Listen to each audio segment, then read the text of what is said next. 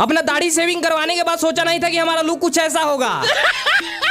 आज सुबह कलुआ के छत पर हम लोग प्लानिंग बनाते हैं एक नया औरसी बनाने के लिए, जिसके लिए चाहिए था एक पका हुआ बांस। बांस लाने के लिए गाछे में नहीं जाना पड़ता है क्योंकि बगल में ही बांस रखी हुई थी, जिसे हंसुआ की जगह हम लोग आरी से काटने वाले थे। लेकिन आरी न मिलने के कारण 2 साल पहले ITI से मैंने एक हेक्सा ब्लेड लाया था, जिसकी मदद से हम लोग बांस में से गुल्ला को काटने लगते हैं। पहले ही गुल्ला को काटते हुए जैसे मैं थोड़ा जल्दबाजी करता हूँ तो ब्लेड टूट जाती है।